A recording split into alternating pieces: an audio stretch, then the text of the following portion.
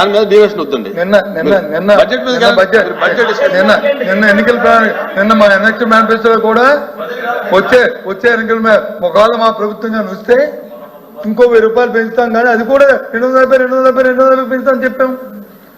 మా దగ్గర ఏమి 2 మాటలు లేవే. మీలాగా వచ్చి నీకు 15 ఇస్తాను అప్పుడు 2 సంవత్సరాలు దాటలేదే. మేమేం దాటేసామా? అది కాదు అధ్యక్ష, ఈ ధర్మం కాదు ఈ మాటలు. పవర్ సెక్టర్ సార్ చూద్దాం ఇవ్వాలనే మా కోరిక. రెవెన్యూ మంత్రి గారు ఇవ్వాలని మా కోరిక, ఇవ్వాలని మా డిమాండ్. దానికి ఏదైతే గ్యాప్ ఫండింగ్ ఇంకా గ్యాప్ ఉందో బడ్జెట్ లో ఆ 4000 కోట్లు కలిపి ఇవ్వమనే కోరుతున్నాం. ఉంది దాని లోటు బడ్జెట్ అదే ఎక్కడి నుంచి సేకరిస్తారో ఆలోచించేమని అడుగుతున్నాం.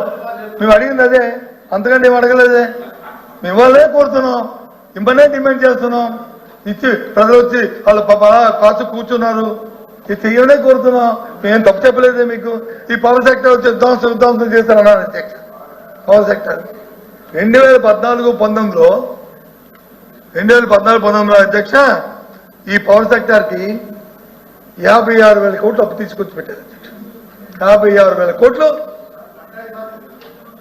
ఇప్పుడున్న ప్రభుత్వం అప్పుడున్న ప్రభుత్వం అదే అధ్యక్ష పేశారు. మరి 19-24లో మేమంతా పవర్ సెక్టర్కి అప్పు ఇచ్చాం అధ్యక్ష. చూడమా అంకెల్లో చూడమని అధ్యక్ష, 36,000 కోట్లు మాత్రమే. 36,000 కోట్లు మాత్రమే. ఏదైతే ఇప్పుడున్న 1,22,000 కోట్లు ఉందో అది పాతది.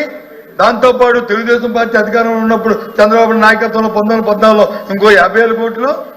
దాని తర్వాత మేము చేసిన అప్పు తెచ్చి 36,000 కోట్లు కలిపితే 1,22,000. ఆ 1,22,000 మేము పెట్టింది కాదే, కాగితాలు ఉన్నాయి. ఇవి వాస్తవాలు ఇంకోటి చూడండి అధ్యక్ష, చూడండి. మీరు ఎవరు పంపిస్తాను చూడమని అధ్యక్ష, నమ్మకం చెప్పాము. అంతేకాదు నిన్న కూడా మేము డిమాండ్ చేస్తాం అధ్యక్ష. ఏది మా ప్రభుత్వ అధికారంలోకి వస్తే మేము విద్యుత్ ఛార్జీ పెంచమని చెప్పారు. చెప్పిన తర్వాత స్టోవ్ ఛార్జీలు వేశారు. తగ్గింది సంగతి దేవుడు. అదే చెప్తాను ప్లీజ్.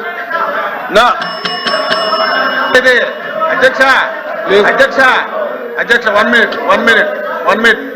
minute అధ్యక్ష 1 minute అధ్యక్ష 1 minute. ఇప్పుడు ఏదో అపోజిషన్ లీడర్ కదా అని టైం ఇస్తే అన్ని అవాస్తవాలు మాట్లాడితే మేము దాన్ని వినడానికి లేదు అధ్యక్ష. 1 minute అధ్యక్ష.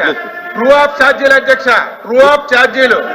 ఆ పాపం కర్మ కర్త క్రియ మీరే. అది మీరే కూర్చోండి. ఏదైతే దానికి రాసి ఇచ్చారో అది కంటిన్యూ అవుతుంది.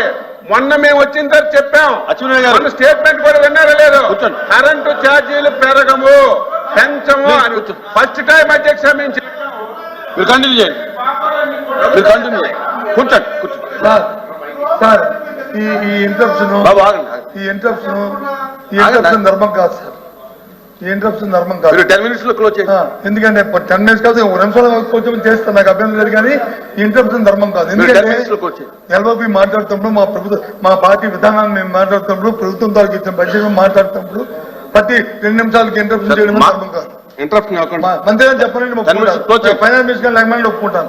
ఎన్నిసార్లు చెప్పిన ఆయన చెప్పారు కదా అధ్యక్ష. ప్రోబ్ ఛార్జీ గురించి, ప్రోబ్ ఛార్జీలు గత ఏదైతే అప్పుడు వచ్చిన డిస్కౌంట్స్ కూడా బడ్జెట్ వల్ల, డిస్కౌంట్స్ ఓవర్ పర్చేసింగ్ వల్ల, లేకపోతే ఇంకోటి వల్ల, దీని వల్ల ప్రోబ్ ఛార్జ్ 15,000 కోట్లని రెగ్యులేటరీ కమిషన్ వచ్చి చెప్పింది. ఓకే, దాంట్లో ఏం లేదు. ఆ 15,000 కోట్లు ఇవి వచ్చినప్పుడు మీరు పెన్షన్ వాళ్ళు ఆ 15,000 కోట్లు ప్రభుత్వం దాన్ని సబ్సిడీ చేస్తే కదా మరి ప్రభుత్వం ఇవ్వాలి కదా. మా డిమాండ్ ఏంటి? ఆ 15,000 కోట్లు ప్రభుత్వం ఇవ్వండి. ప్రజలు ఎందుకు భారం అయ్యాలా? అంతకుముందు ప్రభుత్వంలో మేము 48,000 కోట్లు ఈ డిస్కమ్లకి ఇలాంటి సబ్సిడీలు ఇవ్వలేదా? ఇది వాస్తవం కదా. గత 5 సంవత్సరాలు మీకే చెప్తాను. గత 48,000 కోట్లు ఇచ్చాము.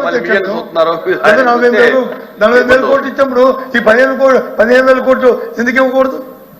ఎందుకు ఇచ్చి ప్రజలు ఎందుకు భారం అయ్యాలా? ఎందుకు చేయాలా?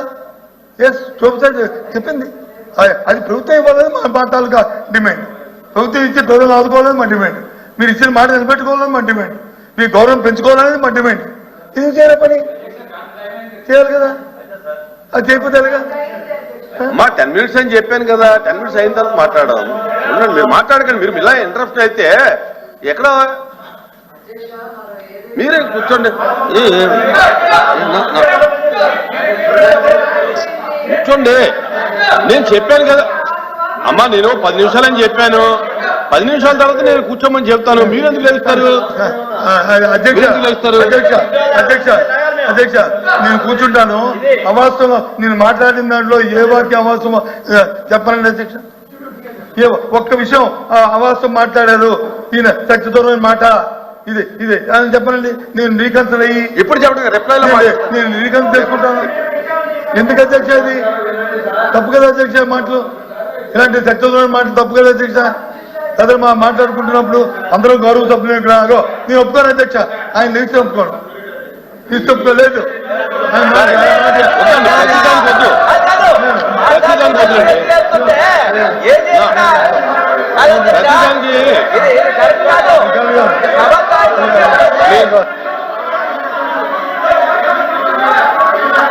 ప్లీజ్ అచ్చెన్నాయుడు గారు కూర్చోండి. ఇంకా ఇప్పుడు 10 నిమిషాల తర్వాత ఆయన కూర్చుంటాడు, కూర్చోండి. ఏదైనా ఉంటే కనుక, అసత్యాలు ఉంటే కనుక రిప్లైలో మాట్లాడతారు కదా సార్. బ్రో, ఏదైనా మీకు అసత్యం అనిపిస్తే ప్లీజ్ కూర్చోండి. ప్లీజ్ మీకు 1 minute. ఎల్ఓపి గారు ఒక్క నిమిషం. ఎల్ఓపి గారు ఒక్క నిమిషం. ప్లీజ్. ఇప్పుడు ఏదైనా అసత్యం అనిపిస్తే అచ్చెన్నాయుడు గారు రిప్లైలో నోట్ చేసుకుని రిప్లై ఇవ్వండి. మీరు కరెక్ట్ చేయండి. సరే, అదే చెప్పండి. మీరు రిప్లైలో ఫైనాన్స్ మినిస్టర్ గారు ఏం చెప్పదలుచుకుంటారో అది చెప్పండి. కూర్చోండి.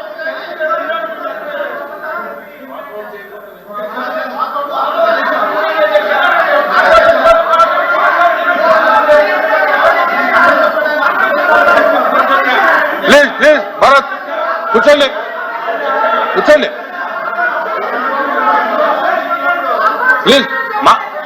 ప్లీజ్ కూర్చోండి. ప్లీజ్ భరత్ కూర్చోండి. దయచేసి కూర్చోండి. రాజు గారు కూర్చోండి అమ్మా, కూర్చోండి.